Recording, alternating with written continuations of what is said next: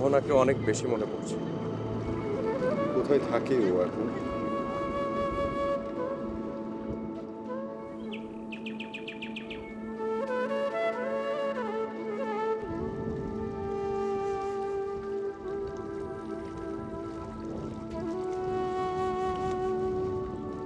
এখনো কোথায় থাকে জানি না। আমাদের তো আসলে একসাথেই দেশে ফেরার কথা ছিল, ঘর বাঁধার কথা ছিল। ফেরার 7 দিন আগে হঠাৎ করে উধাও, ফোন বন্ধ। বাসায় গেলাম, তালা ঝুলানো। সিলেটের বন্ধুদের জিজ্ঞেস করলাম অহনা কোথায়, জানিস কিনা? কেউ বলতে পারলো না। লন্ডন এত বড় একটা শহর, ওকে কিভাবে খুঁজে বের করব, কোথায় পাবো? আসলে ও এমন একটা মেয়ে, ওকে ভোলা সম্ভব না, জানিস। যেদিন প্রথম পরিচয়, হঠাৎ করে আমার সামনে এসে বলে, এই তুমি হোটেল ম্যানেজমেন্টে পড়ো না? আমি বললাম, জি। আপনি? বলে কি যে আমাকে আর আপনি করে বলতে হবে না, আমি তোমার অনেক জুনিয়র। আরেকদিন হঠাৎ ক্যাম্পাসে এসে হাজির, এত বড় একটা বাস্কেট ভর্তি শুধু খাবার। বললাম, এ কি? বলে, তোমার জন্য খাবার। চোখ দুটো লাল লাল। আমি জিজ্ঞেস করলাম, তোমার এই অবস্থা কেন? ও বলে, সারা রাত জেগে তোমার জন্য রান্না করেছি। পাগল, এত খাবার আমি একা খাবো? ও বললো, হ্যাঁ তুমি খাবে আর আমি দেখবো। আমি বললাম, ওকে তুমিও খাও। ও বলে, না তুমি একা খাবে, আমি দেখব। এটাই আমার ভালো লাগা, এতেই আমার আনন্দ।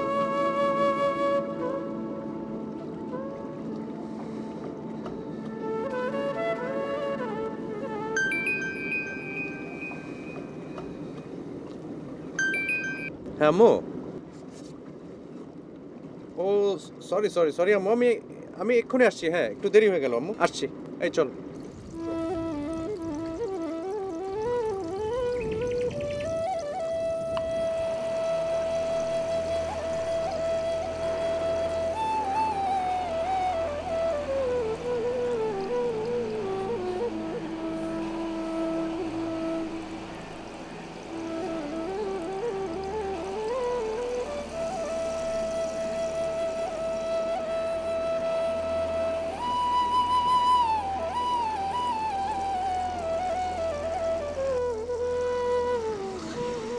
বাবা যাবেন?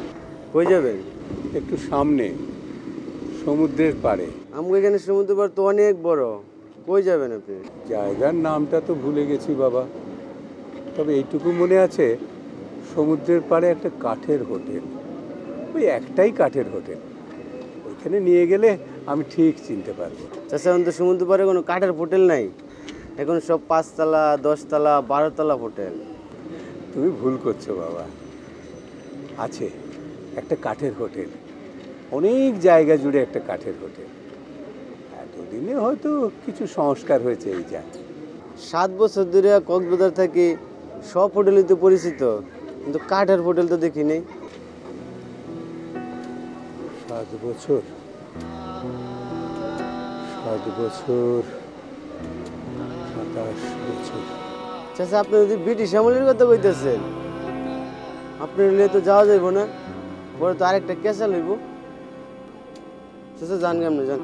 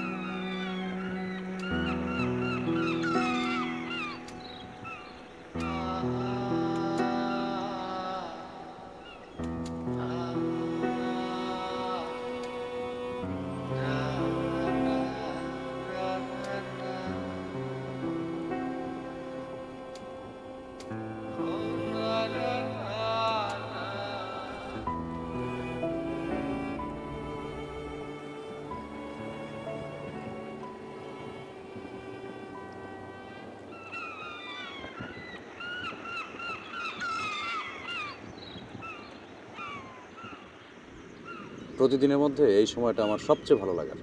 কেন? মা প্রতিদিন এই সময়টাতে সমুদ্রের পাড়ে বসে থাকে, আর আমি আমার এই সময়টুকু শুধুমাত্র আমার মায়ের জন্য দিই। বন্ধু, তুই আসলেই ভাগ্যবান যে মায়ের সেবা করতে পারছিস।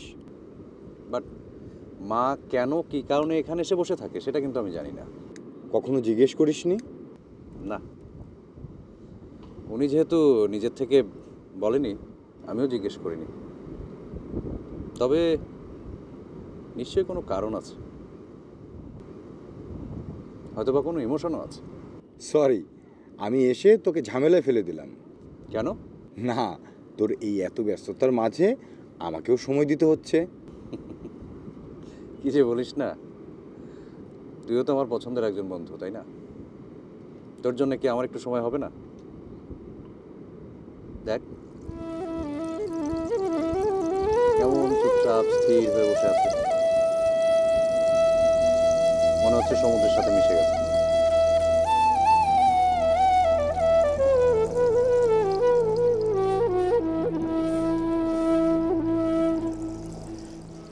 যে কোনো একটা রুম হলেই আমার চলবে, শুধু একটা রাত থাকার জন্য।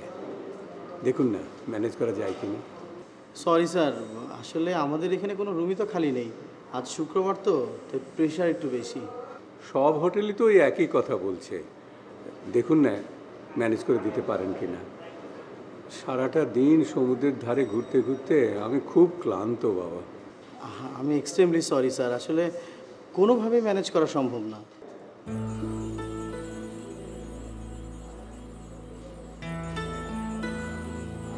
যদি পারমিশন দেন তাহলে রাতটা আমি লবিতেই কাটিয়ে দিতে পারি। আমি এটার পারমিশন দিতে পারবো না।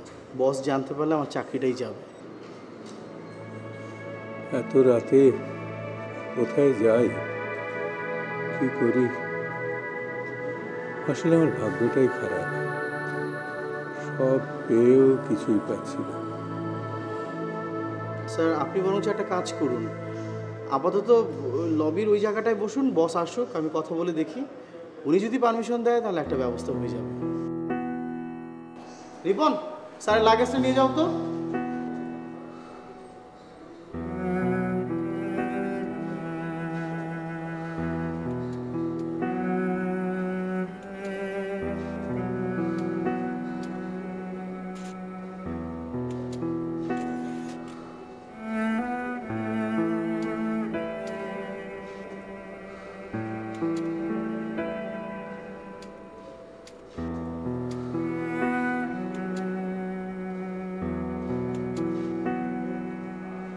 সরল, হ্যাঁ, তুই একটু মাকে রুমে নিয়ে যা, আমি একটা হিসেব দেখে আসছি।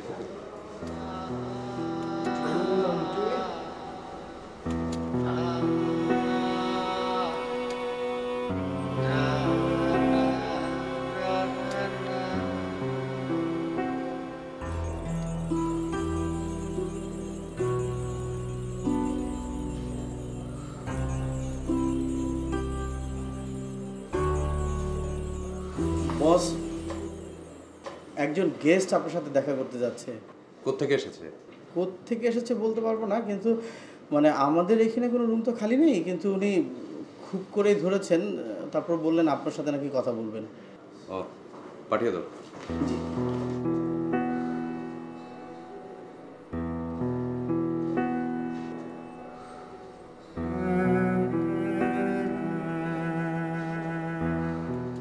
এক্সকিউজ মি স্যার, স্যার বস আপনাকে ডাকছেন। আমি বলেছি না উনি আসলে ভালো মানুষ, আপনি বুঝিয়ে বললে আমার বিশ্বাস আপনাকে থাকতে দিবে। আসুন স্যার। স্যার থাক, কোনো অসুবিধা নেই স্যার, এটা এখানে থাক। আসুন।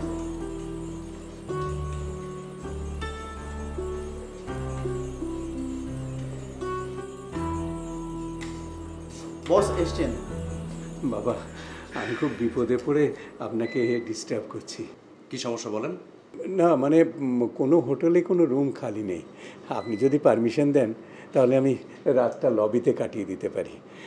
না না, আমার জন্য আপনাদের কোনো ডিস্টারবেন্স হবে না, আর ভোর হলেই আমি চলে যাব। না, লবিতে তো থাকাটা ইনডিসেন্ট। Just minute.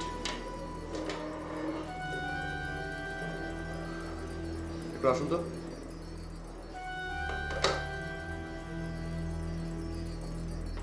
জি বস। আচ্ছা, ওনাকে আমাদের গেস্ট রুমটা খুলে দিন। জি বস। শুনতে পাচ্ছেন না? বলছি গেস্ট রুমটা খুলে দিন। জি দিচ্ছি। আসুন। Thank you. জি। স্যার লাগেজটা একটু পেছনে নিয়ে যান তো। স্যার আপনার ভাগ্য ভালো বলতে হবে। মানে যে রুমটা আপনাকে দিয়েছেন বস, ওই রুমটা ভাড়া দেওয়া হয় না। বসের আত্মীয়-স্বজন এলে ওখানটায় থাকতে দেওয়া হয়। আসুন।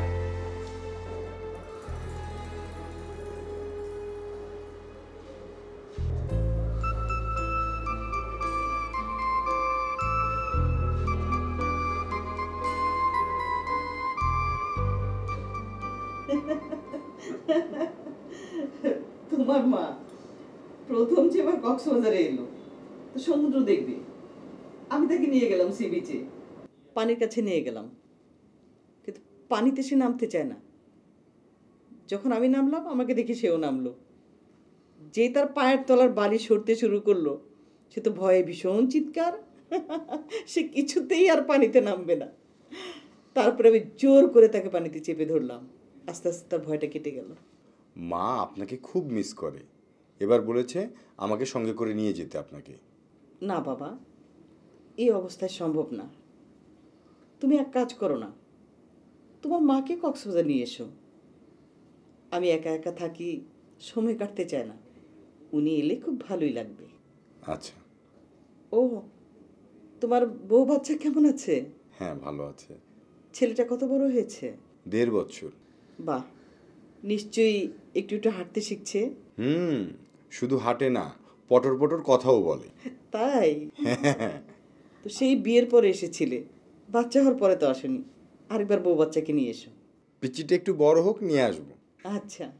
আন্টি, আরিফের বিয়ের কথা কিছু ভেবেছেন? আরিফের বিয়ে?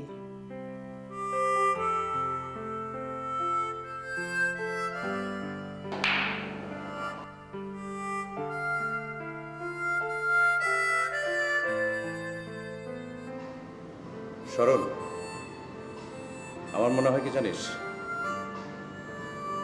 অহনা ফিরে আসবে। আসবেই।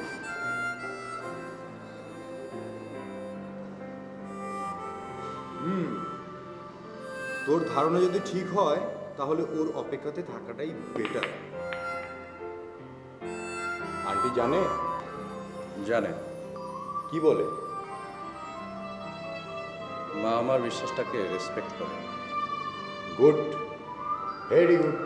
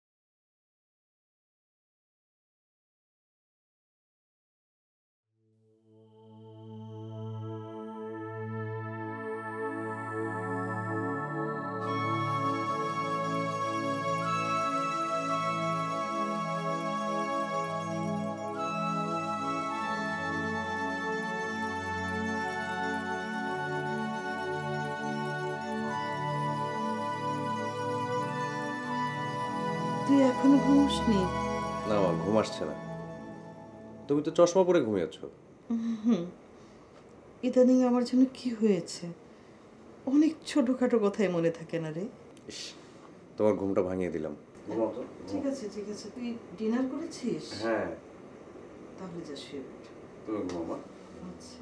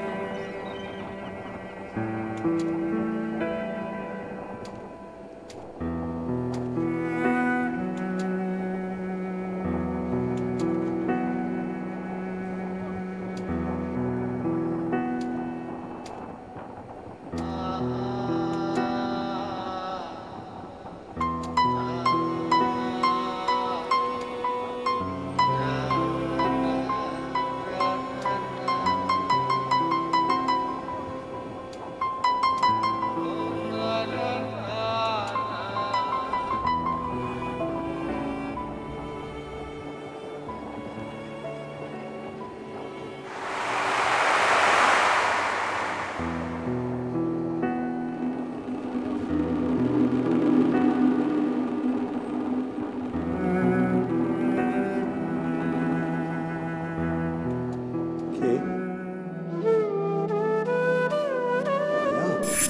বলো। আমার হাত ধরে সমুদ্রের পানিতে হাত দিচ্ছে করছে। হাসছো কেন? এরপর বলবে তোমার হাত ধরে সমুদ্রের পানিতে নেমে সূর্যাস্ত দেখতে ইচ্ছে করছে। কি করে বুঝলি? কেন বুঝবো না, এটা তো তোমার প্রতিদিনের অভ্যাস। অভ্যাসটা তো তুমি তৈরি করেছো। প্রথম যেদিনকে তোমাকে দেখলাম না, আর চোখে বারবার তোমাকে দেখছিলাম। তুমি অবশ্য আমাকে দেখে হাসছিলে।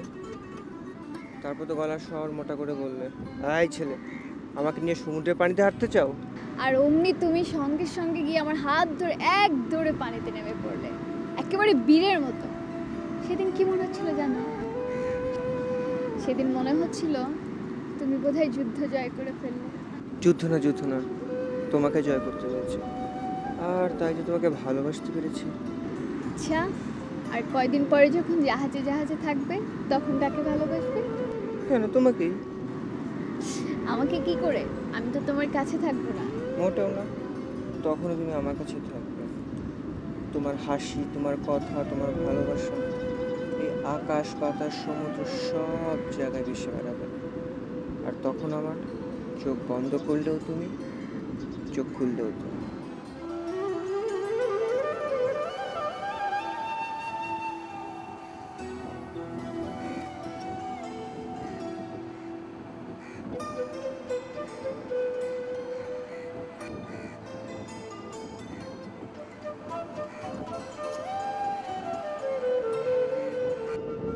আর আমি ওই সূর্যের দিকে তাকিয়ে থাকবো। সূর্যের আলোটা দেখলে মনে হবে তুমি আমার দিকে তাকিয়ে হাসছো।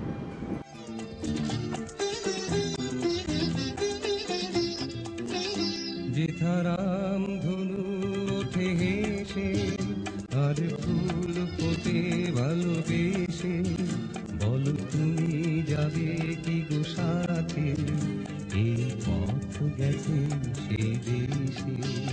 যেথারাম ধনু ওঠে হেসে ফুল ফোটে ভালোবেসে, বলো তুমি যাবে কি গো সাথে, এই পথ গেছে সেই দেশে, যেথারাম ধনু ওঠে ভেসে।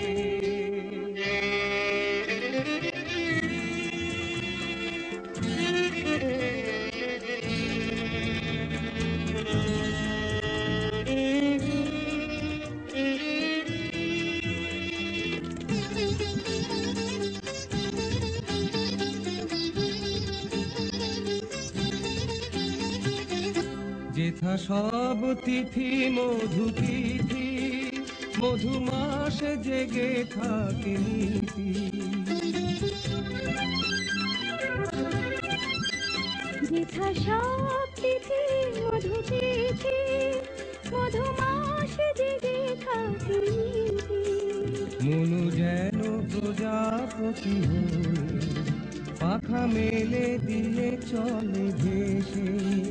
যেথারাম ধনু ওঠে হেসে। চলো বিয়ে করে ফেলি। বিয়ে? কাউকে না জানিয়ে নিজেরাই বিয়ে করে ফেলি। বিয়ে তো করব, কিন্তু কাউকে না জানিয়ে কেন? তুমি তোমার বাবা মাকে বলো, আমি আমার বাবাকে বলি। বাবাকে তোমার কথা বলেছিলাম। কি বললেন বাবা? বাবা খুব রাগারাগি করলেন, বললেন জাহাজের ক্যাপ্টেনের চাকরি ছেড়ে দিয়ে চলে আসতে। আর আমি যে কক্সবাজার সেটা বাবা পছন্দ করছে না। বাবা কি করে জানলেন? প্রান্তর বুকিংয়ে বাবা সব জেনে গেছে। বাদ দাও, যা বলছি মন দিয়ে শোনো। আমাদের সম্পর্কটা বাবা কোনোদিন মেনে নেবে না, তাই বিয়ের কাজটা আমরা নিজেরাই সেরে ফেলি। আমার বাবা জানলে অনেক কষ্ট পাবে। মা মারা যাওয়ার পর থেকে বাবা, আমি আর এই হোটেলটা নিয়েই বেঁচে আছি। আমি সাউথ আফ্রিকার ট্যুরটা থেকে এসে তোমার বাবাকে সব বুঝিয়ে দেবো, প্লিজ।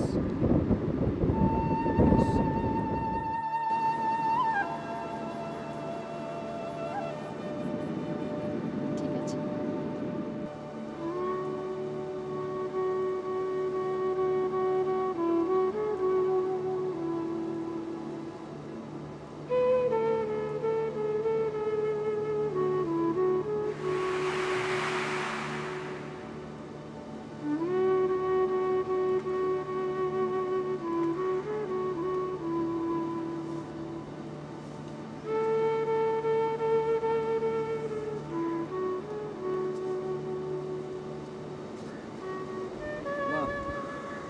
আমার টুনটুনি মা একেবারে বউ সেজে আছে। বাবা, বাবা, আমি একটা অন্যায় করে ফেলেছি। কি কি অন্যায় করেছিস? আবার গেস্টদের সঙ্গে খারাপ ব্যবহার? শোন মা, দেশ বিদেশ থেকে এই ট্যুরিস্টরা আমাদের এই সমুদ্রের পাড়ে আসে একটু আনন্দ করার জন্য, ওদের আচরণ একটু বাড়াবাড়ি থাকবেই। বাবা, আমি যে ছেলেটাকে ভালোবাসতাম আজ বিয়ে করে ফেলেছি। কি মায়া, মাগো, ভালোবাসা কোনো অন্যায় না। তোর মাকেও আমি ভালোবেসেই তো বিয়ে করেছিলাম। তবে তুই নিজে নিজে বিয়েটা করে ভুল করেছিস। আমাকে বললে ওর পরিবারের সঙ্গে কথা বলে দুই পরিবারের সম্মতিতেই বিয়েটা হতে পারত। বাবা, আমাকে ক্ষমা করে দাও। ছেলেটার নাম কি রে? জি, আবির। কি করা হয়? Marine engineer. কিছুদিন হলো একটি বিদেশি শিপিং কোম্পানিতে জয়েন করেছে। First tour at south Africa. ফ্যামিলিতে আর কে কে আছে? বাবা অবসরপ্রাপ্ত সরকারি কর্মকর্তা, মা আর একমাত্র ছোট বোন। ভালো। দেখো বাবা, আবেগের চেয়ে জীবনের দাম অনেক বেশি। আর স্বামী স্ত্রীর বন্ধন এবারও অন্য জিনিস। আস্থা, শ্রদ্ধা, বিশ্বাস, এর উপরই এর অস্তিত্ব। বাবা আগামী 7 তারিখে চট্টগ্রাম বন্দর থেকে আমাদের জাহাজ ছেড়ে যাবে। 2-1 দিনের মধ্যে আমাকে চলে যেতে হবে। সে কি কথা, এত তাড়াতাড়ি চলে যাবে? তোমার ফ্যামিলির সঙ্গে তো এখনো পরিচয় হলো না। উনি আপনি একদম ভাববেন না, দূর থেকে এসে আমি সব ব্যবস্থা করে দেবো। দেখো, যা ভালো বুঝো।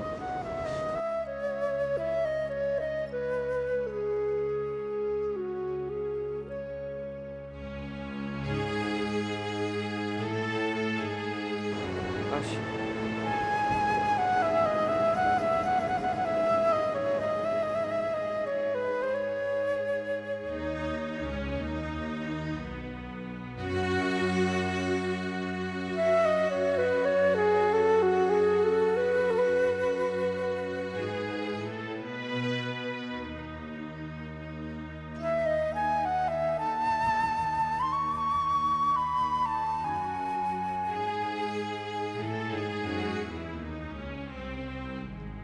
সত্যি সত্যি চলে যাবে? উপায় নেই, নতুন চাকরি।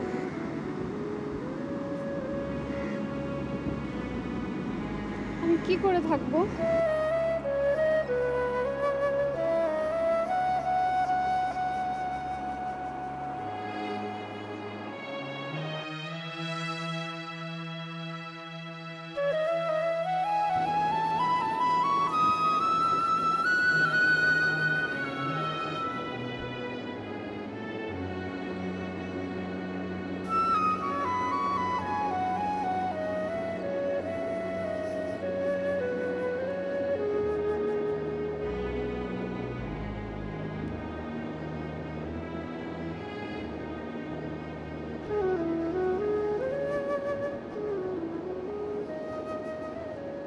এই সমুদ্রের গর্জন, দূরের আকাশ, পরন্ত সূর্যের মাঝে লুকিয়ে থাকবো আমি। যেদিকেই তাকাবে সেখানেই আমাকে খুঁজে পাবে। ওই দেখো, আবার মন খারাপ করে। হাসো হাসো হাসো বলছি।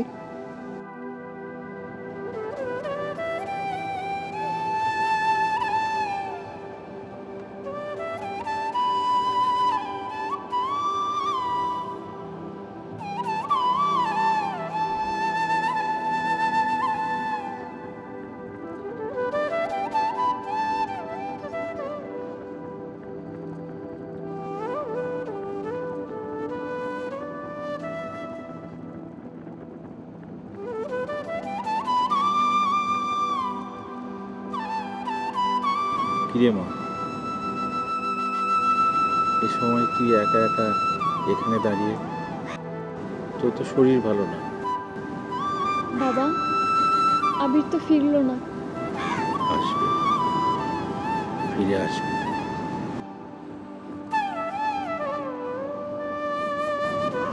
বাবা, আমি সন্ধ্যা পর্যন্ত অপেক্ষা করি, ও যদি ফিরে আসে। বাবা, আবির বলেছিল গোধূলি বেলায় ফিরে আসবে।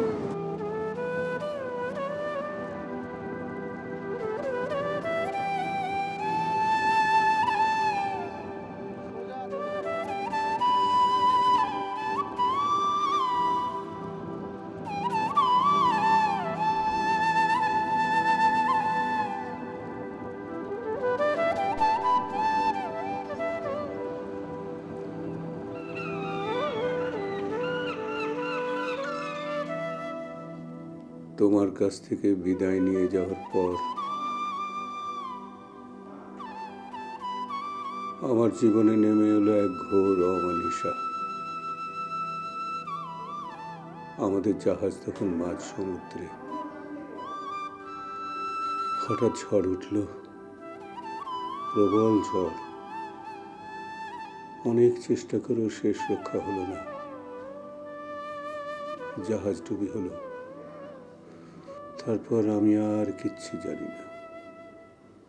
জ্ঞান হয়ে দেখি উগান্ডার সমুদ্র তটে পড়ে আছি, স্মৃতিভ্রংশ আমি।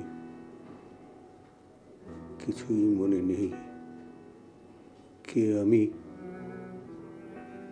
কোথা থেকে এসেছি, এমনকি তোমার কথাও আমি ভুলে গেছি। গুপ্তচর ভেবে আমাকে বন্দি করা হলো। সেই থেকে শুরু হলো আমার কারা জীবন। অনেক বছর কেটে গেল, আমি ক্রমে ক্রমে অসুস্থ হয়ে পড়লাম। এই সময় আমার সঙ্গে আলাপ হলো এক দয়ালু কারা কর্মকর্তার। তিনি আমাকে চিকিৎসা করিয়ে সুস্থ করে তুললেন। আর তখনই আমার সব মনে পড়ে গেল, আমার কথা, দেশের কথা, তোমার কথা। তোমাকে দেখার জন্য আমি পাগল হয়ে উঠলাম। সেই কারা কর্মকর্তার সহায়তায় আর বাংলাদেশ দূতাবাসের সহযোগিতায় আমি দেশে ফিরে এলাম। গত 3 দিন আমি তোমাকে উদ্ভ্রান্তের মতো খুঁজেছি, কিন্তু পাইনি।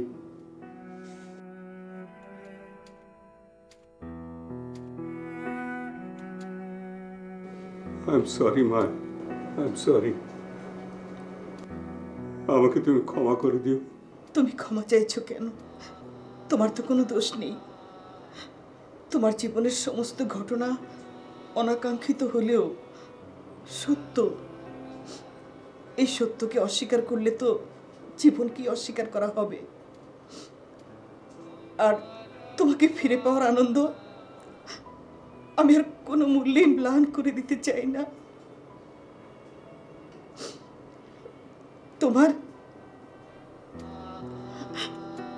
তোমার অজান্তে তোমার ভালোবাসার অঙ্কুর তুমি আমার কাছে রেখে গেছো। আমি তাকে আমার বুকের উষ্ণতায় তিল তিল করে এতটা বছর বড় করেছি। আমি এখন ওকে তোমার কাছে তুলে দিতে চাই গো, তোমার সন্তান।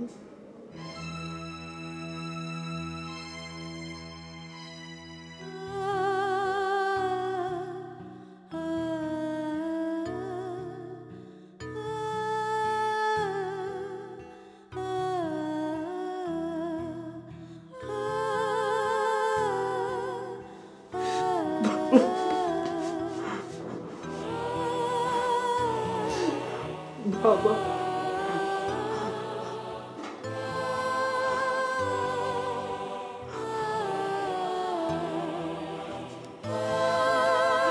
আমার বাবা, মা,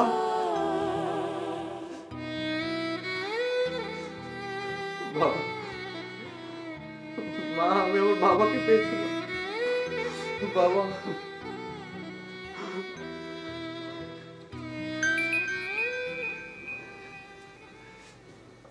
তোমার ফোন বাজছে।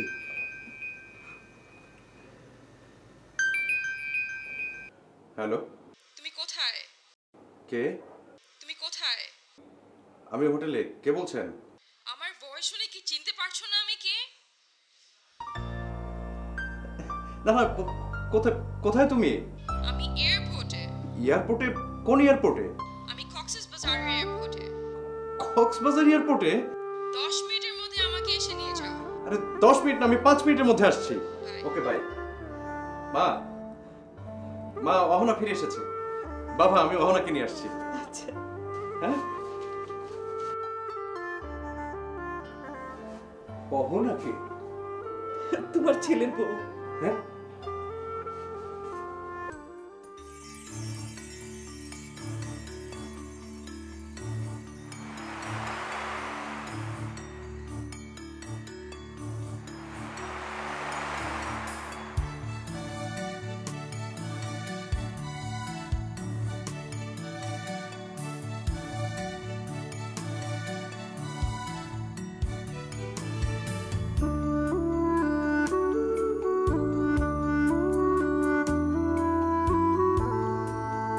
Thank you. ওয়েলকাম।